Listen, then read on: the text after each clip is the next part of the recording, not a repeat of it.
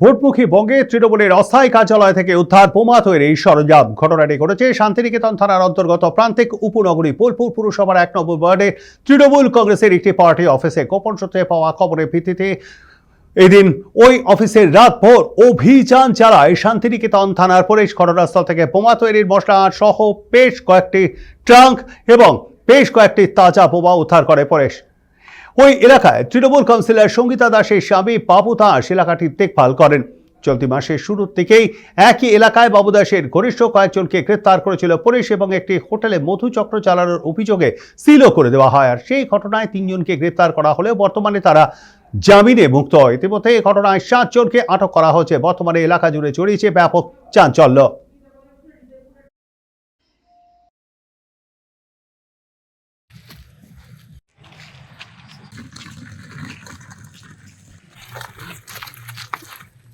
আমরা বিভিন্ন সময়ে আমরা অভিযান চালাই, যেখানে কোথায় বম রাখা আছে কি আছে না, বিভিন্ন জায়গা চালাই।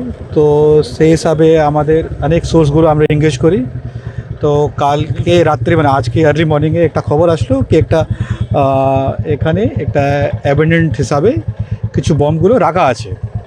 তো ওটাকে ওয়ার্কআউট করার জন্য আমরা টিম একটা ফর্ম করি অ্যান্ড আমরা আসি এখানে। ওটাকে নিয়ে আমরা অ্যাজ পার দি প্রোটোকল ডিসপোজ করা হবে। এক স্পেসিফিক কেস আমরা স্টার্ট করছি এটাকে। তো কে বাঁধছিল, হু আর ওয়ার ইনভলভ, পুরো তদন্ত করার জন্য একটা কেস করে একটা আইও থাকবে। He will investigate the complete matter, আর যার যার ইনভলভমেন্ট হবে action will be taken as per law.